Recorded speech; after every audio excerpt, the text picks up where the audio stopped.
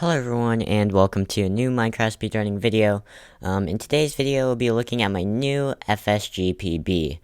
This was extremely fun. It took a lot of grinding to get, but it is a sub 15 and sub 15 is a crazy barrier to break and it was really cool. I'd really appreciate if you watch till the end of the video because the ending is also cool. And I would just appreciate if you did like and subscribe and share the video. It would really help me out. Now let's get into the breakdown of this run. Okay, so my FSGPB. Now if you're unaware of what FSG stands for, it stands for Filtered Seed Glitchless, which means you're using a generator like you see on screen, and you copy the seed that it generates for you. You then put this into Minecraft, and it always generates a good seed. This is a category extension on speedrun.com for Minecraft, so it is a actual category if you're wondering. But yeah, it gives you a good seed every time. The generator I use is called Ruin Portal Loot. There is a new one out recently that gives you a guaranteed looting sword, but I did not want to use that because it's for world record attempts pretty much. And for sub 15 purposes, it's not necessary. And if you're wondering, the world record is around the 730 mark. I can't remember what Feinberg has it right now, but I'm not quite sure what it actually is officially.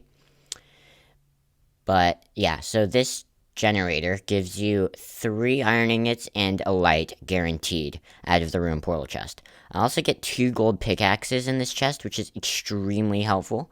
I always like getting my gold pickaxes. And this is my second run of the day too, so my mechanics are not great. I also grabbed 3 logs, completely unnecessary because I have the 3 iron to make an iron pickaxe. And just like my crafting in this run is not up to scratch, so don't judge me on that too hard because it is my first run of the it wasn't my first run of the day, it was my second run of the day, and you might say, well, it's not your second run of the day, there were like 33 new worlds, and well, I just hadn't reset my world count, so that's why. And so we break the house down for the wood. This is standard for beds later in the run, and yeah, it's just nice to have blocks, especially just in the nether, it's always nice to have blocks, and I end up using them, so it's put to good use.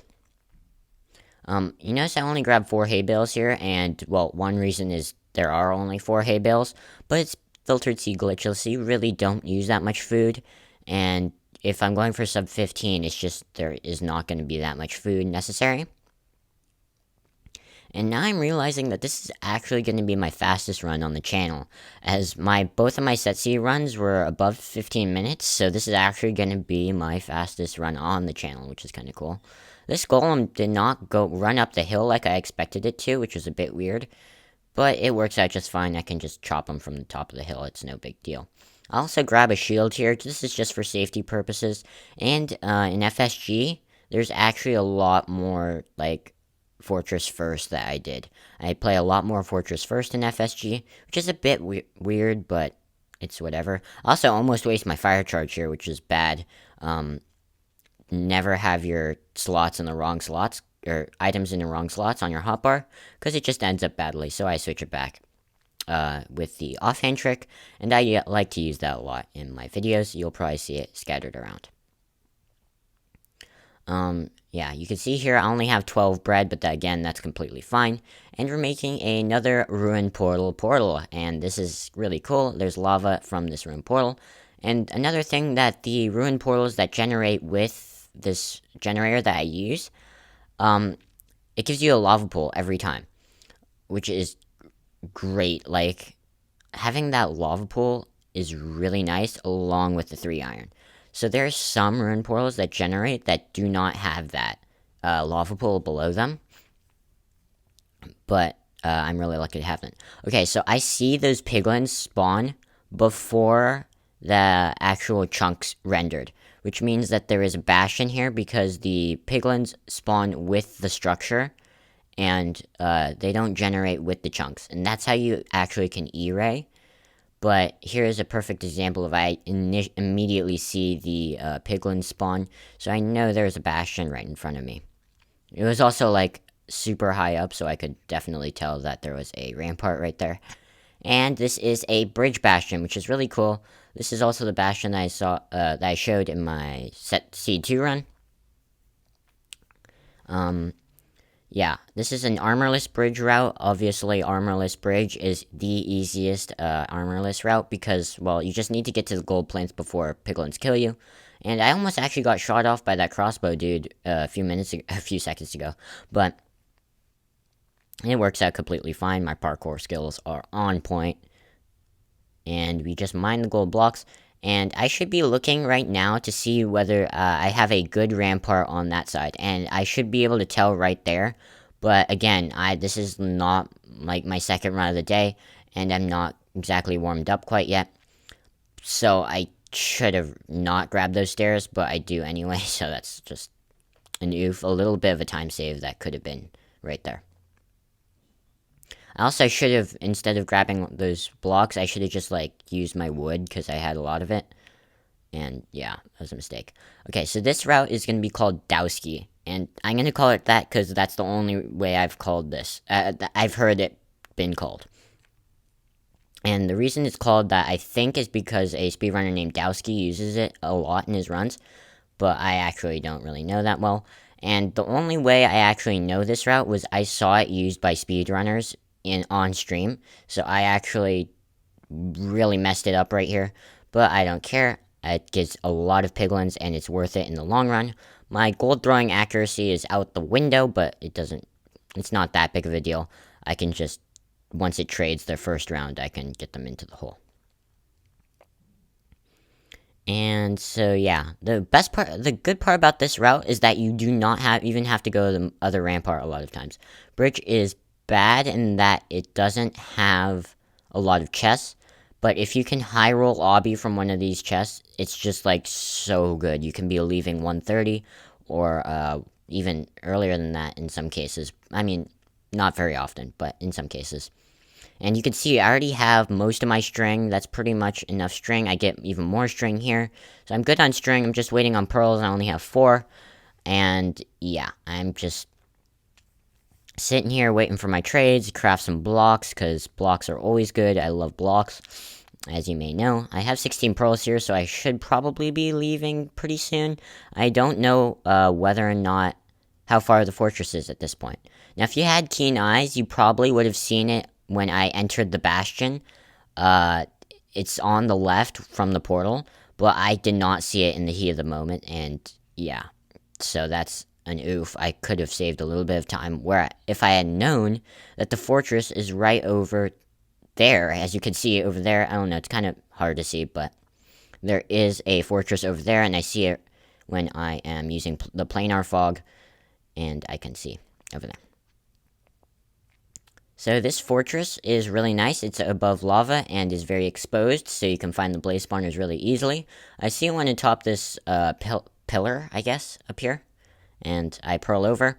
And this is the dangerous part. I decide to start eating bread, which was not a good call, but I get stuck in the wall, so it's like completely fine. But that was a very scary moment. I don't know how I started eating bread. I guess it was just a misclick, or I'm just bad. Whatever it was. Not great. This blaze fight takes like 3 minutes. It's not good. And, like, yeah, if I had gotten God rates, this probably could have been sub 13, maybe sub 12. Yeah, I could have saved so much time. I do have the gold pick. I even have the gold pick to mine this out. Like I said, I should have in Seed 2. I neglected to do that. But I don't forget in this one, and I have the extra gold pick from the Rune Portal, which is always nice. That's why I love getting Rune Portal gold picks. But yeah, I think I'm at 1 for 4, maybe right here, and 2 for 5. So, I mean, that's pretty average rates, but just the spawns are just not happening. I craft my wool, and are just like waiting for more blazes to spawn. Again, another round here, but it's just one's out on like the outside, which I don't even know how that happens sometimes, but it does. I'm 2 for 7. It's just getting worse, and I end up killing this guy kind of haphazardly on this ledge, and it drops one. No, it didn't drop one. I'm 2 for 8, I think, which is bad. I see the blaze spawner over there, so I know that if I get 4 or 5 rods, I can just go over there and activate it. I realized I need to run that way to get to my blind travel spot, because you always blind travel at 150, 150 in the quadrant that your nether fortress is in. And that will always give you an ocean with an ocean exposed stronghold. Now, they say it's ocean exposed, but I've had many a time where it's not actually ocean exposed and it ruins a bad run. It just means that the stronghold spawns in an ocean biome. At least this generator spawns in an ocean biome, but it's not guaranteed to be exposed, at least from what I've seen. I don't know if that's just like a bug or something, but from what I've seen. And yeah, the portal room is definitely not always exposed. I've had runs where the only thing that was exposed was also just the starter staircase. So I had to route the stronghold like normal, which is completely fine. But in this run, I get a huge, really nice, open exposed portal room, which saves me probably a lot of time. And you can see I have 5 rods, finally, and I'm heading over here to activate this spawner. I get a 3 spawn, which is awesome, and I am out after I kill a few blazes.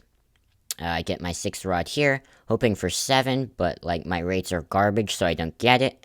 And we are heading off to our blind travel spot over on that netherrack platform over there. If I'd hit that piglin, that would have been bad, but I luckily narrowly miss him. And we are looking for 150, 150. That's around right here. And we are blinding out. In the heat of the moment, I was like, oh, I can't double blind because I only have 19. But who cares? It's a really close blind. And you really shouldn't be double blinding. And again, I have those fire charges. I'm glad I saved those. I have lost a lot of runs to forgetting fire charges. But yeah, I don't in this run. I craft my Eyes of Ender, and I have 12, which is cool. And the eye goes that way, straight towards the ocean. And we are heading out. Oh, also, this is another thing that you should also make sure to do. Make sure you grab water when you come out of the nether, something that I don't do as well. But I remember in this one. Dolphins. I also forget to go with dolphins a lot. It's something that I should work on, realistically. But, yeah, dolphins are just cool, and they help you boost really fast. Also, I see the portal room right here. Like, that is insane. The blind to entering end time is crazy in this run. I think it's around a minute. I wasn't really paying attention to when I blinded out specifically. Perfect 0 eye. If that eye broke, I would have been really sad. But I doesn't. And we are entering the end at around the 12-minute mark, and I realize how good of sub 15 pace this is. I'm freaking out. As you can see, I checked my inventory way too many times. I should have checked that pearl earlier. Turn hitboxes on, make sure to not look at any endermen, and set up the end one cycle platform, whatever you want to call it. I don't know what to call this. I think I go wrong side here, but it's whatever. I like going this side now. It's what I'm used to. Getting our one cycle beds ready. And this is... Oh, I also thought those endermen were upset at me, and now we're freaking out, but it was actually just upset at the dragon, which I don't know how it happened like that quickly, but it does. And I thought it did another north-south perch, but it doesn't, which is really cool. I don't have to, like, embarrass myself with another 8-bed like I did in the C2 video. I mentioned the C2 video a lot, but yeah, if you should definitely go check that out too. It snaps, and I hit the enderman, which is not cool, so I think it's mad at me right now, but it works. It doesn't bother me too much. However, I do have to pop up the dragon with a bed, which is a strategy that I don't like to use very much, but I had enough beds, so it was fine. I 6-bed the dragon with an insane last bed, and we are heading out here with a time of 13:33-ish, I can't remember. Yeah, 13:33:19. That is the IRL time. I can't remember what the in-game time is off the top of my head right now, but this was an amazing run. If you did enjoy, please like and subscribe. Also share the video. It would be cool to get more views. Yeah, peace.